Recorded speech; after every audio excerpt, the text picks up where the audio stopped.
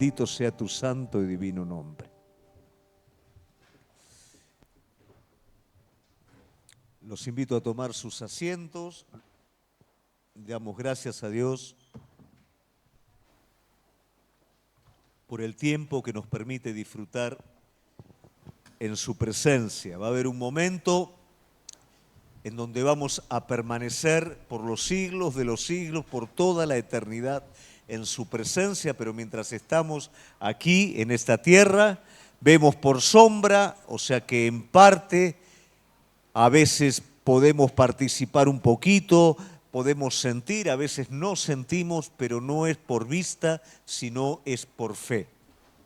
Su Espíritu fue derramado, vive en nuestro corazón y la alabanza, la adoración que damos a su nombre, cuando las condiciones tal vez no son las más adecuadas, tiene mayor valor delante del Señor, porque es hecha de una plena confianza delante de Él. Amén. Muy bien. Bueno, para los que no estuvieron, pasamos un videíto con respecto a todo lo que pasó. Y yo no podía dejar de pensar mientras veíamos la obra que Dios hizo en África, que realmente Dios, más allá de darnos una misión, nos regaló una experiencia. Cuando todo esto surge, yo tengo que darle el crédito a mi esposa, porque yo estaba muy preocupado por el crecimiento de la iglesia. Y como recién estábamos empezando, pensar en África para mí era algo a largo plazo, que tenían que darse un montón de condiciones. Y mi esposa entendía de parte de Dios que era lo que Dios estaba dando. Yo la realidad, le voy a ser bien sincero, le dije sí, sí, sí, sí. Y la realidad que ese sí, sí, sí, sí fue desde que ella compartió su sentir a un mes, ya estábamos en África. A partir de ese momento yo podría decir que Dios nos regaló una experiencia. ¿Por qué? Porque Dios de la nada hizo las cosas y las siguió haciendo a lo largo de todos los años que fuimos llevando a cabo la misión que el Señor nos mandó. Jamás hubo dinero para hacerlo, pero se hizo. Jamás hubieron medios. La iglesia era chica, sigue siendo chica. No tiene la capacidad, no tiene los medios naturales para sostener semejante obra. Y eso no hace ni más ni menos que glorificar completamente al Señor.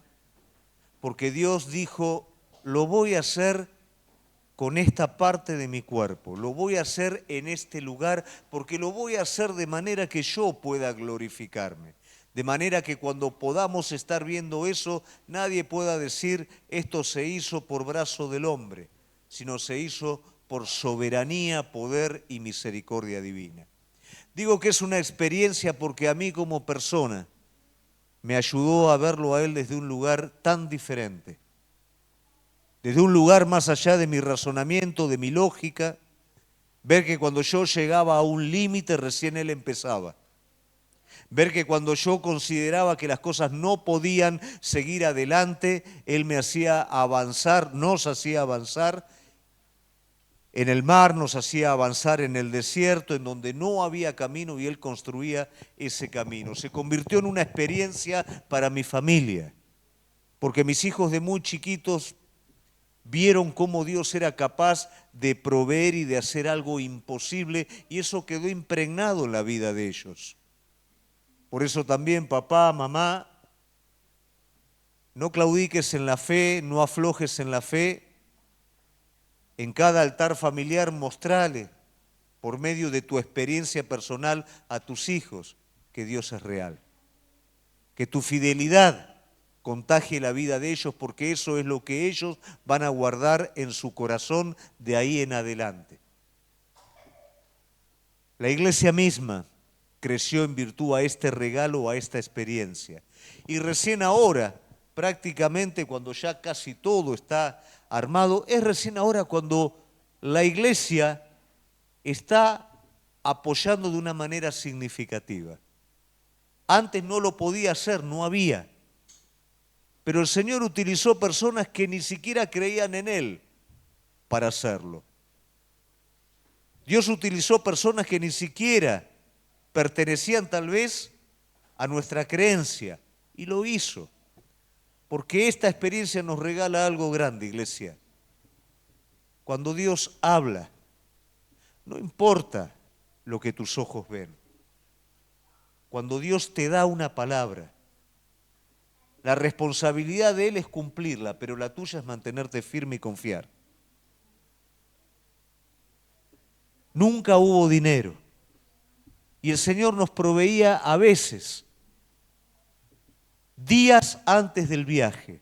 Y días antes del viaje nos daba la palabra. No solamente les voy a proveer, va a sobreabundar. Y eran las veces que más entraba. Hubieron veces que la economía se dio vuelta de tal manera que antes nos era fácil viajar por el cambio, pero después era prácticamente imposible. Pero no era un asunto de lo que había afuera, era un asunto de lo que Él quería hacer. Nosotros simplemente debíamos de mantenernos en eso. En el video, cuando ustedes vieron todo ese campo, que no había nada, yo le voy a ser bien sincero, iglesia, me era muy difícil creer. Cuando llegamos con un equipo a aquel lugar estaban todos los pastos quemados, un colchón de ceniza ahí, y ahí había que construir y no había agua y no había absolutamente nada. Y la realidad yo no sabía, pero el Señor siempre me decía lo mismo, confía y avanzá, yo lo voy a estar haciendo. Y tal vez si uno dice esto, podría sonar como loco, podría, sí, muy lindo, pero la realidad es que detrás de todo eso hay un testimonio. Y el testimonio es lo que usted vio. Alumnos míos que eran inconversos me decían, ¿y ahora qué vas a hacer? Cuando cambiaba, después en la pandemia, no sé, yo sigo adelante. Y después ellos mismos ya no preguntaban porque sabían que uno seguía adelante y la cosa pasaba. Y hasta ellos mismos aprendieron a creer. Tal vez todavía no entregaron el corazón a Dios, pero sí aprendieron a creer lo que el Señor es capaz de hacer. Y esto, iglesia, tiene que estar vivo en nuestras vidas. Tiene que estar presente. Por eso digo, Dios nos regaló una experiencia. Y esta experiencia no es experiencia de los pastores, no es experiencia de los que viajaron, es experiencia para la iglesia. Dios nos hizo depender de Él en todo momento para poder hacer su obra. Y este es un tesoro que cada uno de nosotros tenemos. Digo tesoro porque cada momento de dificultad, si nosotros vemos lo que Dios hizo y si nosotros entendemos que somos parte de eso, también entendemos que Dios lo puede hacer en nuestras vidas. Amén. Entonces, África es una misión. Pero África también es el regalo más grande que nos dio el Señor como iglesia. Nos dio el regalo de una experiencia vivencial de ver lo que Él es capaz de hacer en nuestras vidas y a través de nuestras vidas. Muy bien. Habiendo dicho esto, tengo ahí algunas personas que me dicen que hago muy largas las introducciones y no voy a decir quién. Pero bueno. Hoy vamos a arrancar directamente con el versículo para tocar un tema que es muy importante. ¿Cuántos de los que están acá sufren? Sufrimos todos, ¿no? Es importante que podamos entender por qué sufrimos. Porque muchas veces consideramos que el sufrimiento en nuestra vida es algo extraño, es algo raro. ¿Por qué sufrimos? ¿Cuál es la causa por la cual sufrimos? Entonces vamos a ver a través de la palabra de Dios cuál es el rol de esto que nos es común a todos en la vida de cada uno de nosotros. Y probablemente vamos a poderlo identificar a lo largo de la palabra y de la predicación. Así que lo invito a que pueda estar con los sentidos abiertos, porque tal vez va a poder volver a su casa con una respuesta sobre lo suyo. Juan, capítulo 16, versículo 33, nos habla de un episodio que vive Jesús con sus discípulos y arranca el versículo 29 de la siguiente forma. Le dijeron sus discípulos: he aquí, ahora hablas claramente y ninguna alegoría dices. Ahora entendemos que sabes todas las cosas y no necesitas que nadie te pregunte. Por esto creemos que has salido de Dios. Jesús le respondió: ¿ahora creéis? He aquí la hora viene y ha venido ya, en el que vais a ser esparcidos cada uno por su lado y me dejaréis solo. Mas no estoy solo, porque el Padre está conmigo. Estas cosas os he hablado para que en mí tengáis paz. En el mundo tendréis aflicción, pero confiad, porque yo he vencido al mundo. Parece algo contrario que Jesús, en el momento más difícil en que sus discípulos tienen que estar de alguna manera sólidos, porque va a venir una situación que va a mover absolutamente todos los fundamentos de sus discípulos, Jesús les esté diciendo: van a tener aflicción. En el mundo van a tener aflicción. ¿Quién quisiera escuchar eso? Pero también Jesús les está diciendo: pero confíen en mí, porque yo vencí al mundo. Pero en el contexto anterior Jesús está diciendo, medio como reprendiéndolos: ¿ahora creen? Porque ahora ya vino el momento. Y ahora que vino el momento en el que yo todo lo que les vine diciendo va a acontecer, ¿es ahora el momento en el que ustedes creen? ¿Por qué antes no? ¿Es ahora? Bueno, ya estaban en el momento. Ya estaban en el momento en el que Jesús iba a ser tomado y ellos iban a salir corriendo. Jesús ya no les puede decir más nada. Todo se lo dijo antes. Les está diciendo: pero ahora es que están confiando en todo lo que yo les dije. Bueno, esto es lo que va a pasar. Van a ser esparcidos, a mí me van a quitar de ustedes, pero aunque vayan a tener aflicción, confíen en mí porque yo vencí. Todos estamos viendo lo que está pasando, ¿no es cierto?, en Israel, en Irán, y sin darle mucho espacio a esto, todo esto está escrito, todo esto es tiempo que se va cumpliendo. Muchos dicen: sí, bueno, pero esto hace rato, las guerras hace rato que se van. La realidad es que todo va llevando al propósito definitivo que Dios trazó. Y todo lo que viene aconteciendo no es que empieza y para, sino que es toda una línea que va hasta el cumplimiento pleno del propósito de lo que Dios señaló que va a acontecer. Pero sí hay una realidad, y es que cada vez va en ascenso y cada vez va en aumento. ¿Qué quiere decir esto? Que la hora se está acercando. Y si nosotros no escuchamos con sentidos abiertos y escuchamos cualquier otra cosa y estamos en otra sintonía, cuando la hora se cumpla, cuando la hora llegue, no vamos a estar a la altura de la situación. Entonces todo esto se convierte en una oportunidad en nuestras vidas, no solo para revisar nuestras vidas, sino también para despertar y estar preparado para esa hora. Ahora, hay una realidad. En el mundo vamos a tener aflicción, pero confiemos, Él venció, y esa es la vida del Hijo de Dios. La iglesia tiene que dar un mensaje que coopere al bienestar integral de cada uno de los miembros, lo cual no es un mensaje facilista que tome una cosa y quite la otra. Dentro del mensaje de fortaleza, dentro del mensaje de consuelo para la iglesia, también está el mensaje de la aflicción. es una parte que vamos a tener que pasar. Muchas veces nos cuesta entender la paradoja de por qué razón el justo sufre.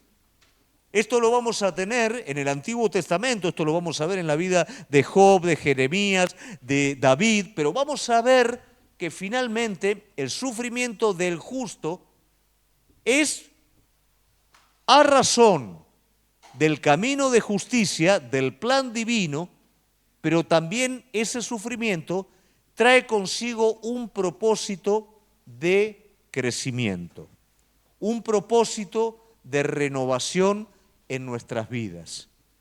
Y a veces nos frustramos porque consideramos que desde el momento que entramos en la iglesia ya no tiene que venir ningún tipo de sufrimiento sobre nuestra vida, que no tenemos que sufrir, que si sufrimos es porque algo está mal, o porque alguien nos está haciendo mal, o porque algo hemos hecho mal.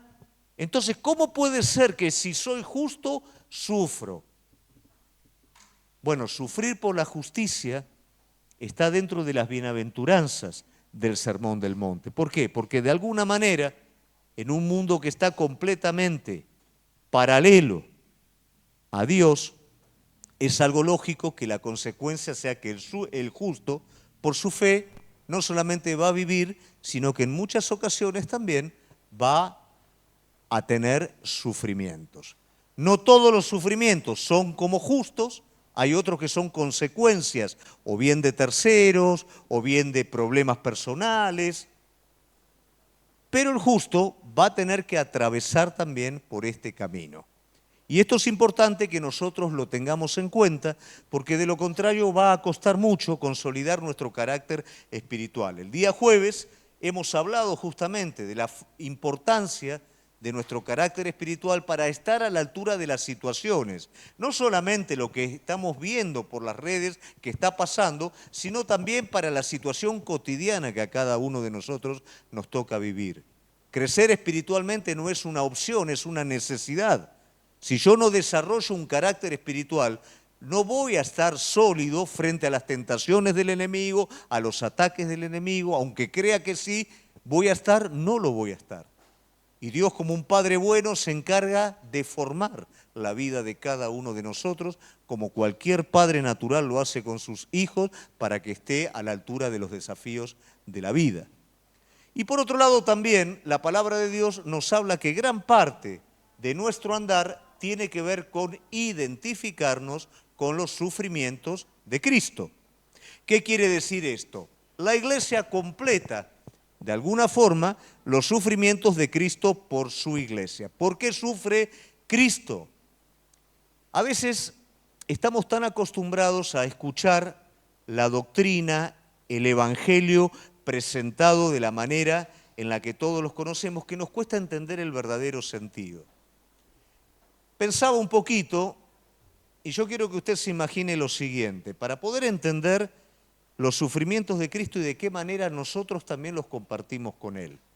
Haga de cuenta que en una empresa hay un gerente y todos los empleados están desbarajustados.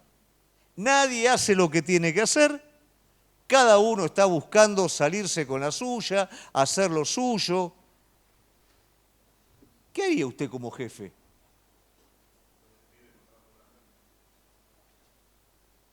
Lo que el Señor le dijo a Moisés, ¿no?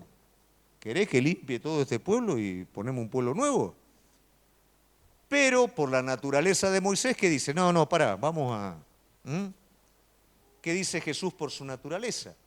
Déjame sembrar alrededor, abonar, y vamos a esperar que dé fruto. Y este personaje ficticio que estamos inventando, si él haría lo que dice Lucio, iría contra la naturaleza de él. Entonces dice, yo quiero resolver este problema, pero no está fuera de mí el dejarlos a todos sin techo, sin comida. Y yo no soy tirano como para... Vamos a hacer algo, me voy a hacer pasar por uno de los empleados y desde ahí voy a empezar a convencerlos y a trabajar con ellos. Ellos no saben que yo soy el dueño, pero lógicamente tengo las cualidades propias del dueño para sacar a flote la empresa, porque finalmente le hice yo la empresa. Entonces, de esta manera me voy a mezclar entre los empleados y desde ahí. ¿Y qué le parece a usted que puede pasar cuando el jefe, que no lo conocen, se mezcla entre los empleados? Va a sufrir. ¿Por qué va a sufrir? Porque los gerentes que están arriba de él, cuando vean el potencial y la amenaza que él es para ellos, que están en cualquiera y que están haciendo cualquier cosa, ¿qué cree usted que van a hacer con él? Van a tratar de sacárselo de encima, lo van a perjudicar. Los que están a la par de él, ¿qué van a hacer? Envidiosos, van a decir, este en cualquier momento sube y yo no. Sin embargo, va a haber un pequeño grupo dentro de la empresa que sí quiere hacer las cosas bien. Y se van a identificar con él. Entonces, de esa manera, como este gerente que se hace empleado sufre por la injusticia de la gente, de la misma manera el justo sufre. Cuando busca vivir en justicia, cuando busca vivir a la par de lo que Dios quiere y tiene todo un sistema que es contrario a él. De la misma manera el justo comparte estos sufrimientos, que son los sufrimientos que Cristo vivió en esta tierra. Imagínense que él en esta tierra vivió como un siervo sufriente. No vivió como el rey glorioso que viene en el libro de Apocalipsis a hacer justicia y a terminar con todo lo que es injusto, a exaltar a los santos. No, él vino como siervo sufriente. Él dejó su lugar de privilegio para mezclarse entre nosotros, convencernos. Y yo creo que muchos de nosotros, por lo menos yo, lo hicimos sufrir, ¿o no? Son los mismos sufrimientos que compartimos nosotros también con Él, por su justicia. Entonces, todo esto nos da la pauta de que ser cristianos, ser hijos de Dios, no nos exime del sufrimiento. Ahora, sí es importante entender que el sufrimiento no es que en el sufrimiento hay, ¿no es cierto?, por así decirlo, algún premio, porque si no seríamos justificados por obras. Pero sí es importante entender que el sufrimiento va a aportar, directa o indirectamente en nuestra vida, madurez espiritual, crecimiento espiritual, experiencia. Y dado el estado que cada uno de nosotros tengamos, el sufrimiento va a cumplir una función determinada. Vamos a ver entonces algunos aspectos que nos van a permitir interpretar el sufrimiento de la forma correcta y darle el curso correcto para madurar y para crecer en el carácter de Cristo. ¿Amén? Primeramente, una de las cosas que debemos nosotros de entender, que el sufrimiento es la consecuencia directa de la separación del hombre de Dios. O sea, que el pecado es la primer consecuencia, o sea, mejor dicho, el sufrimiento es la primer consecuencia que viene sobre el hombre cuando el hombre desobedece a Dios. Porque el hombre, antes de desobedecer, está en armonía directa con el entorno que lo rodea, en su interior y para con Dios. Pero cuando el hombre peca y desobedece, se desordena absolutamente todo. Y ese desorden lo saca al hombre del lugar en donde tiene que andar, y el sufrimiento es la primera emoción o sentimiento que experimenta el hombre por haber roto esa armonía. El pecado, como todos sabemos, es separación del hombre de Dios. Y básicamente, ¿cómo trabaja esta separación en nuestra vida? Es buscar la satisfacción a costa del deterioro. La satisfacción inmediata al costo del deterioro interior. Adán y Eva acceden a la oferta del enemigo y automáticamente su interioridad comienza a deteriorarse. Automáticamente también van a experimentar justamente lo que es el problema entre ellos, el esconderse, la vergüenza, el sufrimiento. Aquello que el enemigo ofrece como un placer para que vos tomes, trae consigo un sufrimiento implícito que lógicamente a la hora de la tentación vos no lo ves. Pero pasado el tiempo se va acabando la emoción de la dádiva y comienza a trabajar ese principio adentro tuyo. Y ese principio trae sufrimiento. ¿Por qué razón? porque ese endurecimiento te va haciendo perder la imagen divina, que es la que trae paz, la que trae seguridad, la que trae plenitud adentro nuestro y te hace recuperar la naturaleza caída o liberar esa naturaleza caída, que nos vamos a dar cuenta que nosotros mismos somos los autores de nuestro propio sufrimiento. ¿Cuántas veces sufrimos por hablar de la manera equivocada, actuar de la manera equivocada? Pero nos vamos a dar cuenta que si nuestro interior se está deteriorando, no tenemos poder sobre esas cosas. Entonces las hacemos y nos sentimos mal. Dejamos de hacer y nos sentimos mal. Y entramos en un círculo que finalmente no es ni más ni menos que la separación nuestra con el Señor. Esta separación a veces puede ser sostenida a lo largo del tiempo y esta separación, teniendo conocimiento, se convierte en rebeldía. La rebeldía no es el berrinche de yo hago lo que quiero y listo. La rebeldía es un estado al cual nosotros le damos continuidad y es un carácter que se empieza a formar en nosotros. Es una fortaleza en nuestra vida. Nosotros vamos a ver que el profeta Samuel va a reprender de una manera muy dura al rey Saúl por una rebeldía. Y en esa reprensión él le dice, Primera de Samuel 15:23, la obstinación es semejante a la idolatría y a la adivinación.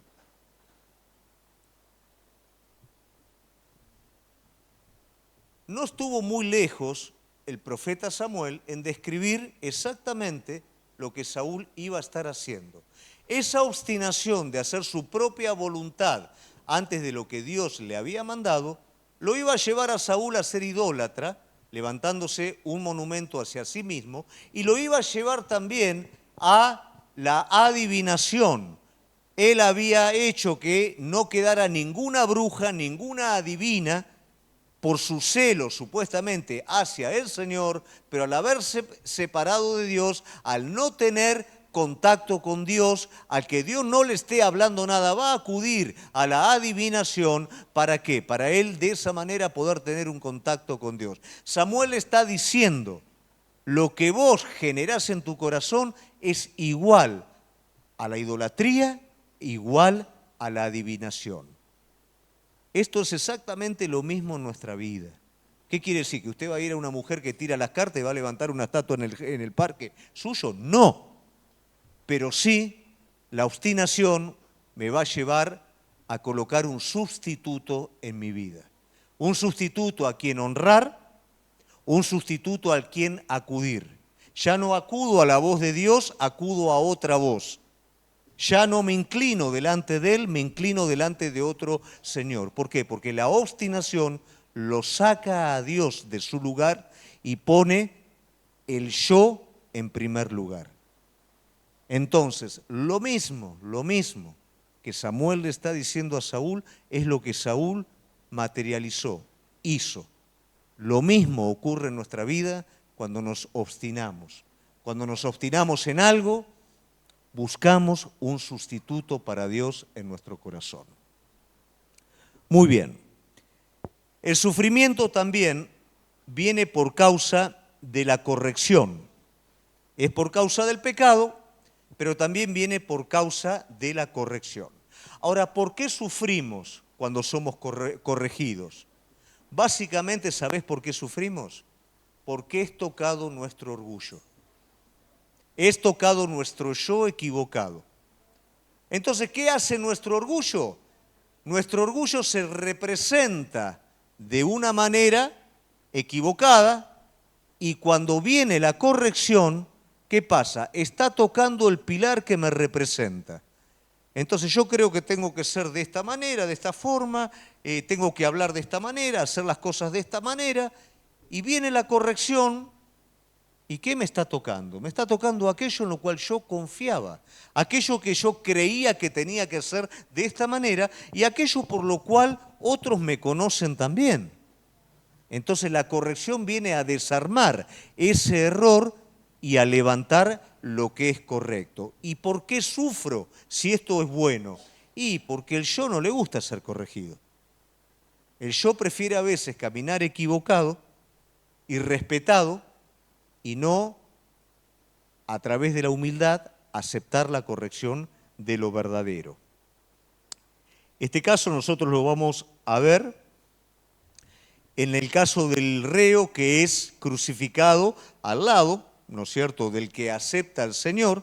Vamos a ver que está tan enajenado este hombre a un punto tal de que él tiene la oportunidad de confesar ahí mismo su pecado, arrepentirse y en un momento pasar junto con su amigo al reino de los cielos, pero lamentablemente él se obstina en blasfemar hasta último momento, en no dar el brazo a torcer. ¿Por qué? Porque su yo, ¿no es cierto?, no quería ni aún en ese momento ser avergonzado delante de los demás. A veces cuando somos orgullosos, a veces cuando nuestro yo gobierna, nos hacemos tan necios, porque no somos capaces de aceptar, de decir un me equivoqué, un decir no, esto no es así, tengo que sostener este criterio porque si no se me cae todo. Y a ver, y si se cae todo lo que está mal, ¿cuál es el problema? La gente no está pendiente de tu vida, ¿eh? La gente no es que está a ver cómo anda Gonzalo, cómo anda, a ver cómo está. No. Eso es algo que sucede adentro nuestro. Nosotros creemos. De hecho, la gente, si hay algo que va a admirar es la humildad. Y si hay algo que va a detestar es el orgullo. Porque vos sabés que el orgullo es un espíritu que se transmite, es un espíritu que se expresa. Cuando la persona es orgullosa, vos aunque no hable, inmediatamente te das cuenta que es orgullosa. Como también cuando la persona es humilde, vos inmediatamente te vas a dar cuenta que es humilde. Bueno, la corrección tiene que ver con esto. La corrección tiene que ver con nuestro yo, que se enorgullece en sostener algo que está mal. Y simplemente la corrección viene de parte de Dios para decir, sacate de encima esto, porque vos tenés que seguir creciendo. Vos fijate la mujer samaritana. ¿Qué pasa? Está equivocada en todo, no solamente en su pecado, sino en su forma de creer también, en su creencia. ¿Y qué es lo que hace la mujer samaritana? Cuando Jesús la corrige, ella automáticamente acepta la corrección. Primeramente empieza la lógica a preguntar hasta que finalmente ella acepta la corrección, no solo de su pecado, sino de su creencia errada. ¿Y cuál es el resultado que viene para su vida? Plenitud. ¿Por qué a veces no somos plenos, iglesia? Porque no nos dejamos corregir.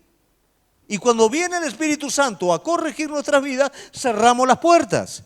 ¿Por qué? Porque lo que tenemos, que lo que nos está trayendo sufrimiento, lo tenemos que sostener de alguna manera. Y si viene el Espíritu Santo y toca eso, ¿y qué van a decir los demás? Porque van a estar esperando que yo diga que me equivoqué. Esos son rollos que tenemos, no tienen nada que ver con la realidad.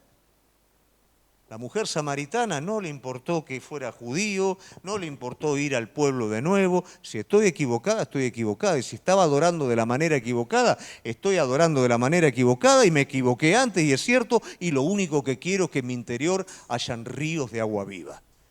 Y eso es lo que cada uno de nosotros, iglesia, debemos anhelar. No sostener lo que está próximo a caer, sino que de nuestro interior se desprendan continuamente ríos de agua viva. Y si no nos dejamos corregir por el Señor, lamentablemente, vamos a convertir nuestro manantial interior en una cisterna que no puede retener agua. No siempre queremos la corrección. Oseas 11, versículo 1, 2 y 3 dice, cuando Israel era muchacho yo lo amé y de Egipto llamé a mi hijo. Cuanto más yo lo llamaba, tanto más se alejaba de mí. A los Baales sacrificaba y a los ídolos ofrecía sahumerios. Yo con todo esto le enseñaba a andar al mismo Efraín, tomándole de los brazos, y no conoció que yo le cuidaba. Con cuerdas humanas lo atraje, con cuerdas de amor, y fui para ellos como los que alzan el yugo de sobre su cerviz. Puse delante de ellos la comida. Él es el que dirige nuestra vida, Él es el que te corrige, pero nosotros no siempre aceptamos. Yo en esta noche quiero invitarte a la sinceridad. La realidad es que si Él no me hubiera agarrado de la mano, si Él no me hubiera corregido y no me sigue corrigiendo, yo no sé a dónde hubiera ido a parar mi vida. Y no te estoy diciendo antes de conocer a Cristo, te estoy diciendo habiendo conocido a Cristo. Probablemente hubiera perdido mi familia, hubiera perdido todo. ¿Por qué razón? Porque mis pensamientos no son los de Él. Y muchas veces estuve tan seguro de lo que creía, hasta que Él vino con cuerdas de amor y me hizo entender que todo eso estaba mal. Y esa es la renovación que cada uno de nosotros vamos teniendo en su presencia a través de su corrección. Yo te lo pido como pastor. No es solidez considerar que vos ya sabés todo. No es solidez creer que no hay nadie que te pueda enseñar nada porque vos ya la sabés y la tenés clara. Déjame decirte que ese es el principio de la caída.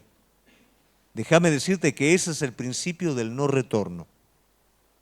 Déjame decirte que eso es algo que el Señor lo detesta. No te detesta a vos, pero detesta esa actitud. Un padre ama a un hijo, pero cuando el hijo se obstina, de manera que el padre no lo puede ayudar, no se deja ayudar por el padre, por supuesto que eso va a traer bronca y dolor bajo el amor que ese padre tiene hacia su hijo.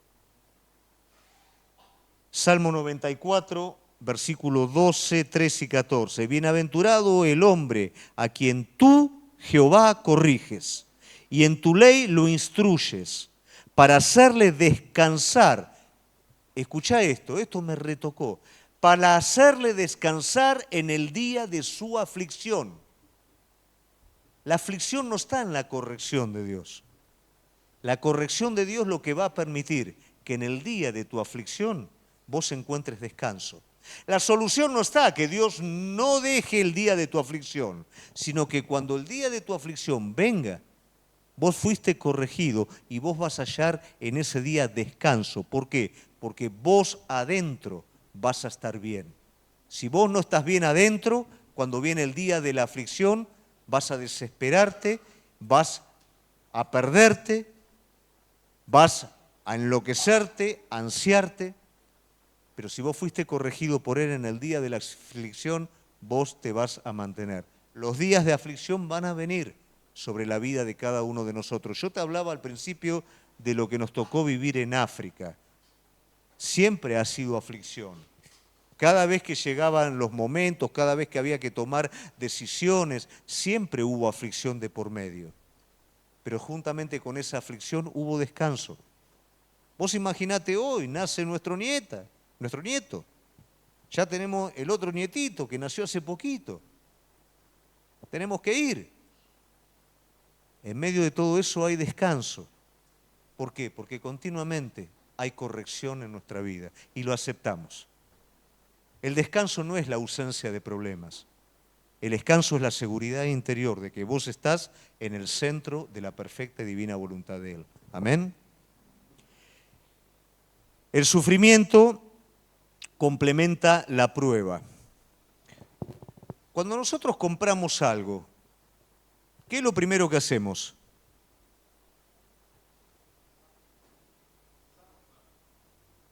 ¿Lo probamos? Cuando vos vas a comprar algo de valor, ¿lo probás antes o no? Y después lo probás para comprobar, ¿no es cierto? Bueno, ¿cuál es la función de la prueba? La función de la prueba justamente es ver si andamos o no andamos. La función de la prueba es ver si realmente lo que nosotros decimos, tener, vivimos, es real. Hay veces que lo que nosotros tenemos funciona en un ámbito de tranquilidad, pero si viene un ámbito de conflicto, no hacemos pie. A veces somos buenos cuando las cosas están a nuestro favor, pero cuando las cosas están en contra nuestro o tocan determinadas áreas de nuestra vida, no somos lo que éramos antes.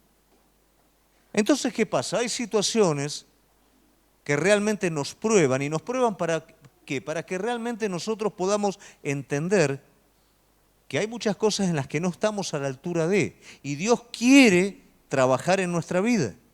Dios quiere consolidar nuestra vida. Dios no quiere que vos vengas acá, pases un buen momento, cantes unos cantitos, escuches una palabra que a vos te aliente y se terminó. Él quiere formarte, Él quiere corregirte, Él quiere agregar en tu vida el carácter de Cristo, hacerte sólido en medio de las situaciones, sólido en medio del conflicto, sólido en medio de los ataques del enemigo, de la rebeldía de tu carne y de la dirección que este mundo está llevando. Pero para todo eso es necesario, lógicamente, la prueba. Y la prueba va a traer un cierto sufrimiento en nuestra vida.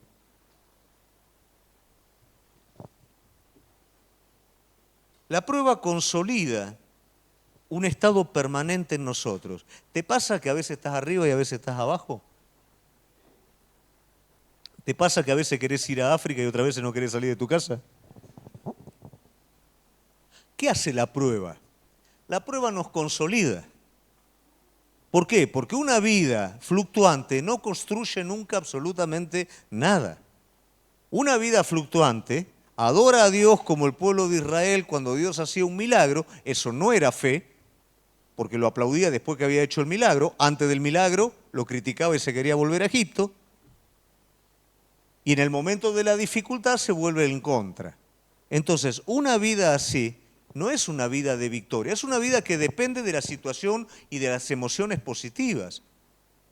Pero Dios no nos llama a eso, Dios nos llama a conquistar. ¿A conquistar qué? Todo aquello que está bajo el control del enemigo. ¿Y qué está bajo el control del enemigo? No solamente ciertas cosas, sino sobre todo la vida de las personas. Entonces, ¿qué pasa? Cuando vos vas a hablar a alguien de Cristo, te vas a encontrar con una oposición. Cuando vos querés avanzar sobre un desafío de parte de Dios, te vas a encontrar con la oposición. Cuando el Señor les va a dar la tierra prometida, había oposición. Y eso es algo lógico y es parte de todo esto. Pero si en nosotros no hay un carácter espiritual estable, y cada vez que haya un momento negativo, una situación negativa, nos va a mover de lugar. Y así nos va a parecer que Dios es mentiroso, que lo que nos dice el pastor, algunas cosas sí, otras cosas no, y que no es tan así. Él trabaja sobre nuestras vidas, Él prueba nuestras vidas para crear en nosotros un carácter estable. Hay veces que las situaciones, al ser positivas, brotan las alabanzas y las adoraciones. Y a veces que el Señor te dijo una cosa y cuando vos mirás, ves otra cosa completamente distinta. ¿Y qué hago yo ahí entonces? Y me sigo manteniendo lo que Él dijo. Porque esto negativo que veo es una parte de. Acá suena muy lindo, pero cuando me toca a mí lo tengo que vivir. ¿Y cuándo lo vivo?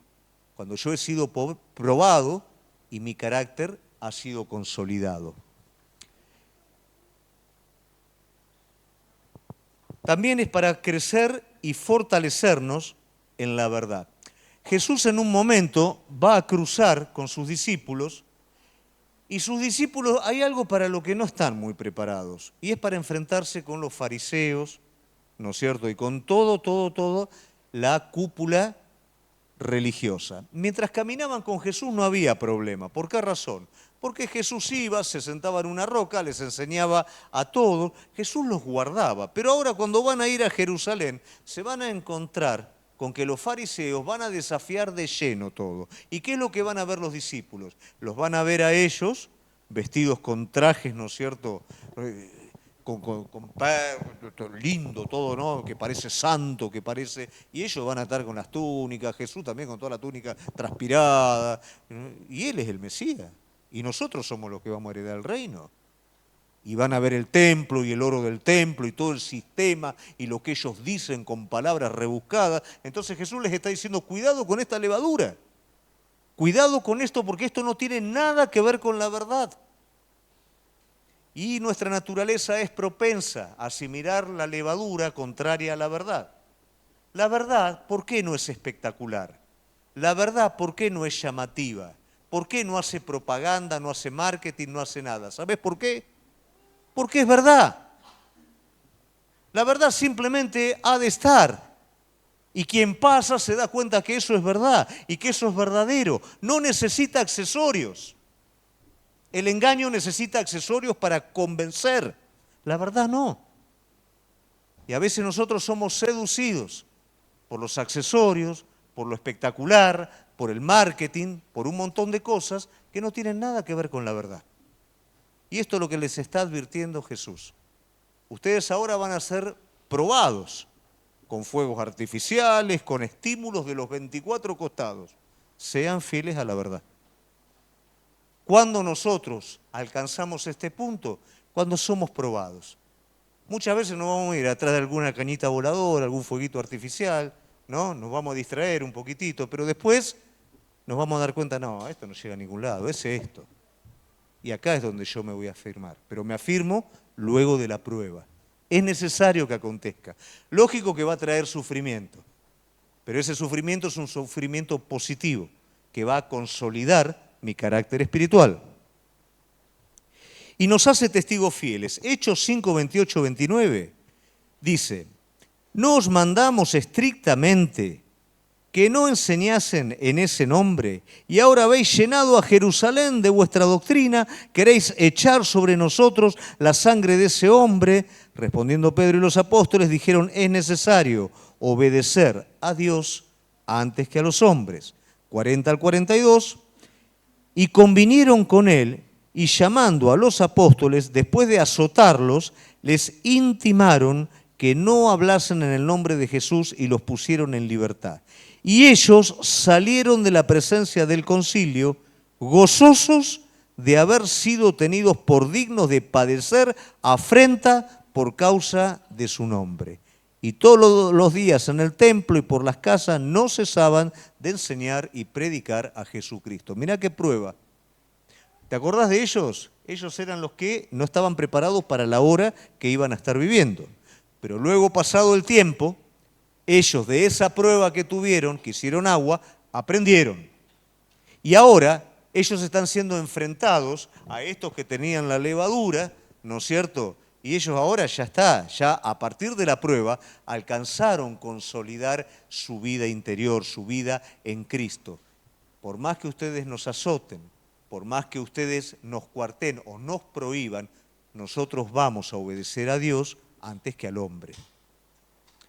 Haber llegado a ese punto implica haber pasado por diversas pruebas. Nadie llega a una estatura espiritual consistente si primeramente no pasa por las pruebas. Nadie es un buen atleta si no entrena de la manera correcta.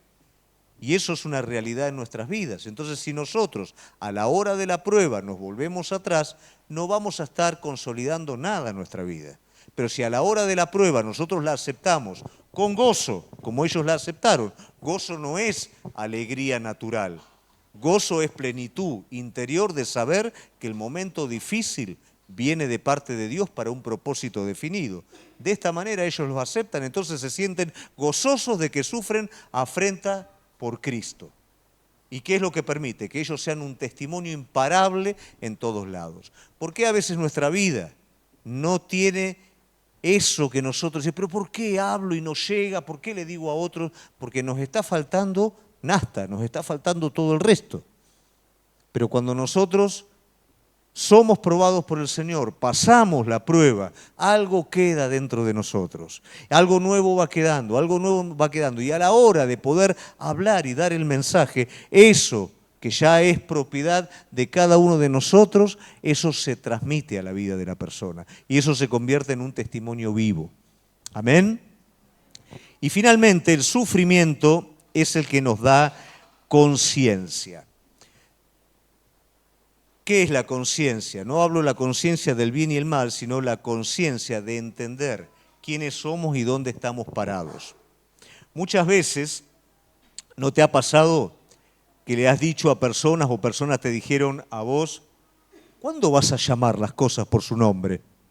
¿Te pasó? ¿Te pasó que te digo, ¿cuándo te vas a hacer cargo? A veces vivimos, pero faltos de conciencia. Y esto nos suele pasar mucho como cristianos.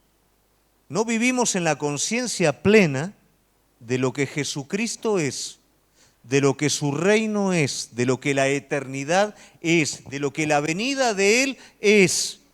No vivimos en esa conciencia. Y muchas veces el sufrimiento permite que tengamos una sintonía correcta con la conciencia real de las cosas. Nosotros por naturaleza nos evadimos de la realidad. Lo que no nos gusta, lo que no trae placer sobre nuestra vida, nosotros psicológicamente usamos mecanismos de defensa para evadirnos de la realidad. Yo anoté algunos. Si alguno de ustedes se siente identificado con alguno de estos, me dice. Capaz que no, ¿no? La negación, ¿no? Rechaza el problema difícil. No. ¿Mm? La reprensión, ¿qué pasa? Callo la conciencia para hacer lo que quiero. La distracción, en vez de enfocar en la realidad, enfoco para otro lado. Evasión cognitiva, en vez de pensar en lo que tengo que pensar, nubes en la cabecita, pienso en otra cosa para no hacerme problema. Racionalización, le doy un carácter racional a las cosas, ¿no es cierto? Y evado la realidad o la sustancia de que eso lleva. La adicción, sustituyo por placer adquirido la responsabilidad que tengo que estar enfrentando. Evasión emocional, dirijo mis emociones hacia otra cosa para sentirme bien, ¿no es cierto? Porque la realidad que me toca vivir no es del todo la que yo quiero. Y la última, que es el pensamiento mágico. ¿Qué pasa? Esto de alguna manera va a pasar. Algo va a pasar que todo esto va a cambiar, ¿no? Pero nunca compromiso con la realidad. Son mecanismos que el hombre usa para evadirse de la realidad, de la conciencia de la realidad. Y el sufrimiento, muchas veces, ¿qué pasa? Es como que nos detiene y nos hace ver las cosas desde un lugar distinto al cual nosotros generalmente la vemos. ¿Por qué razón? Porque tal vez es una situación que nos encierra y no nos deja evadirnos, no nos deja irnos psicológicamente para otro lado, ni espiritualmente para otro lado. Nos hace enfrentar la cosa, llamarla por su nombre, para poder salir definitivamente del problema.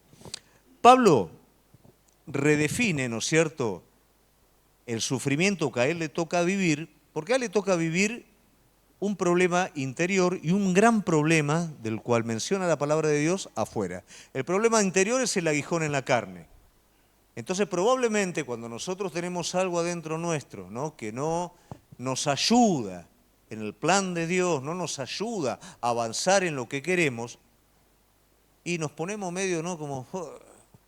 Siempre que pasa esto, esta tristeza, esta angustia, esta cosa que no me deja, que si esto no estuviera acá, que si sentirme así cuando yo sé que podría hacer esto. Pablo mete todo esto en una bolsita y dice, yo oré por esto no se fue, entonces esto viene de parte de Dios sobre mi vida y ahora entiendo por qué viene, porque si esto no estaría en mi vida, yo sería el orgulloso más grande de todos. Imagínense que en algún momento lo reta a Pedro, ¿no? Entonces, si esto no estuviera en mi vida presente, yo sería el tipo más orgulloso de todo. Entonces entiendo que aquello que yo pensaba que me iba a favorecer si me lo sacaba de encima, el Señor lo permite para que yo venga a cumplir completamente el propósito de Dios. En un momento, él está en un barco que está a punto de naufragar. Dice la palabra, ¿no? Él mismo dice, y se fue todo de nuestro control al punto tal que casi perdemos la vida y perdimos toda esperanza de sobrevivir. ¿Y esto para qué fue bueno? Para entender que la suficiencia no viene de nosotros, sino viene de Dios. Mirá lo que hizo Pablo. Tomó un problema interior y tomó un problema de afuera para entender que en la soberanía de Dios todo esto cooperaba a bien. A todos nos gusta escuchar en la palabra, ¿no?, que al que ama a Dios todas las cosas le ayudan a bien. Pero tenemos que pasar primero por esa prueba, tenemos que pasar por ese lugar de sufrimiento y tenemos que confiar en el Señor que eso finalmente está ayudando a bien en nuestra vida. Bueno, Pablo le da ese cierre. Entiendo por qué esto no me lo puedo sacar. Esto es para que no me enorgullezca. Entiendo por qué esto se me va de control. Esto es para que no dependa de mí, sino dependa de Él. ¿Sabés cuántas veces tuve la tentación, ¿no?, de considerar qué lindo sería, Señor, si los recursos estuvieran siempre presentes para cada vez que tenemos que viajar, y me hubiera perdido y me seguiría perdiendo lo que es la dependencia y la suficiencia del Señor. Y probablemente mi visión se hubiera ido para otro lado. Pero entender que Él quiere hacer algo, que lo único que Él busca de nosotros es que confiemos en Él para que Él lo haga. Y que es así. Me han llamado a veces de todo lo que vos te puedas imaginar, lunático, de todo lo que vos te puedas imaginar. Pero la realidad es que si ese es el precio de confiar en Él, bienvenido sea. Entonces confiamos en un Dios vivo, en un Dios real, y las dificultades nos ayudan a ser hombres y mujeres de fe conforme al carácter de Cristo. Y finalmente Pablo le da un sentido correcto y práctico, ¿no es cierto?, al sufrimiento, y eso está en 2 de Corintios 1, 3 al 7, y esto es para cerrar. Bendito sea el Dios y Padre de nuestro Señor Jesucristo, Padre de misericordias y Dios de toda consolación, el cual nos consuela en todas nuestras tribulaciones. ¿Tenés tribulaciones? ¿Quién consuela? Para que podamos también nosotros consolar a los que están en cualquier otra tribulación. Ahí hay un porqué. Es fácil decir te va a ir bien cuando a mí me va bien. Por medio de la consolación con que nosotros somos consolados por Dios. Lo voy a ayudar de la misma manera en la que Dios me ayudó a mí. Y a través de esta consolación voy a tener la empatía y la autoridad para poder ayudar a esa persona desde el lugar en el que está ahora. Porque de la manera que abundan en nosotros las aflicciones de Cristo, así abundan también por el mismo Cristo nuestra consolación. Pablo está diciendo, así como somos atribulados, somos consolados. ¿Cuántos les gusta ser consolado por el Señor? ¿Pero y consolado de qué? Tiene que haber alguna tribulación para ser consolado, ¿no? Uno dice, yo quiero la provisión del Señor. Bueno, tiene que haber una carencia para que haya provisión. Entonces, en nuestra aflicción, esa aflicción que nosotros no entendemos por qué es, recibimos su consolación para poder consolar a otros. Porque si somos atribulados, es para vuestra consolación y salvación. O si somos consolados, es para vuestra consolación y salvación. O sea, si sos atribulado, es para ayudar al otro. Y si sos consolado, también es para ayudar al otro. En tribulación, para identificarte; en consolación, para compartir la salida al problema, tiene que ver no solamente con vos, sino con el que está al lado tuyo también.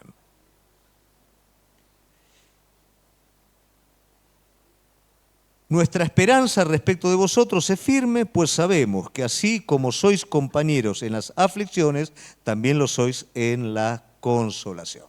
Y eso nos termina definiendo un poquito como cuerpo.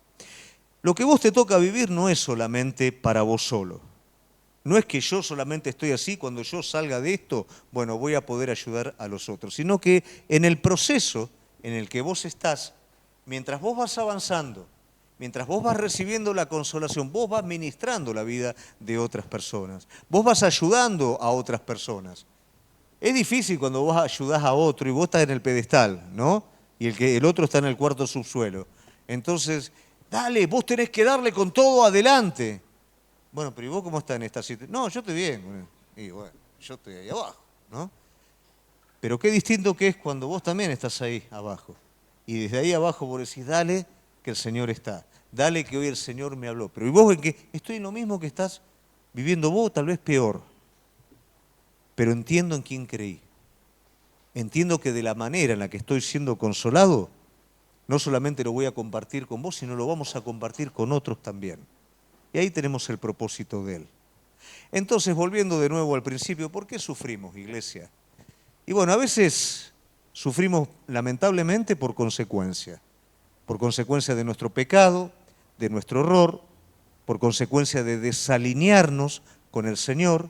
Entonces todo ese desorden nos lleva a pelear por nuestra propia cuenta, con nuestras propias fuerzas, separado de Dios, y eso trae lógicamente sufrimiento. Pero también somos corregidos, y eso es bueno, siempre y cuando seamos dóciles y no nos convirtamos, como Saúl, en personas obstinadas. También en todo esto somos probados, porque el Señor quiere llevarte a un lugar más elevado, pero no dándote cosas de afuera, sino acrecentando su espíritu adentro tuyo. No hay mejor cosa. Dale a un hijo dinero sin formación y dale a un hijo formación. Tu hijo con formación va a prosperar. Tu hijo con dádiva se va a corromper. Y el Señor lo sabe. Por eso su amor para con nosotros es tan grande que antes de darnos todo lo que Él tiene preparado, primeramente nos va a dar una formación. Primeramente, como nos ama, nos va a disciplinar. ¿Por qué no llega esto? ¿Por qué no viene esto? Porque si llega ahora me vas a dejar a mí, fuente de toda vida, me vas a dejar a mí, fundamento de las cosas, y te vas a quedar con esto. Tengo que formarte para que no confíes en esto, sino confíes primeramente en mí. Y eso es prueba. Sufrimos porque tenemos una naturaleza caída. Sufrimos porque nuestro yo, iglesia, es anticristo. A veces el anticristo, ¿no? Nuestro yo es anticristo. Nuestra naturaleza caída no le gusta a Cristo, no quiere depender de Cristo, no quiere confiar en Cristo, no quiere. Eso está en nuestra naturaleza caída. Pero el Espíritu que Dios hizo morar adentro nuestro anhela con todo su ser a Cristo. Anhela con todo su ser al Padre. Y somos nosotros los que vamos a decidir si vamos a sufrir por nuestra carne o vamos a sufrir identificándonos con nuestro Cristo. Amén. Yo te desafío en esta noche. Primeramente, evalúa tu sufrimiento. Si estás sufriendo porque estás lejos de Dios, si estás sufriendo por obstinación, si estás sufriendo por pecado, si es esto, la palabra de Dios me dice que su sangre es poderosa. Y si yo me arrepiento en esta noche, esto no tiene que seguir adelante así. Y si estoy sufriendo por la justicia, la palabra de Dios me dice, bienaventurado. Encontrá el propósito en esto y te vas a dar cuenta que cuando el propósito sea revelado, esto desaparece.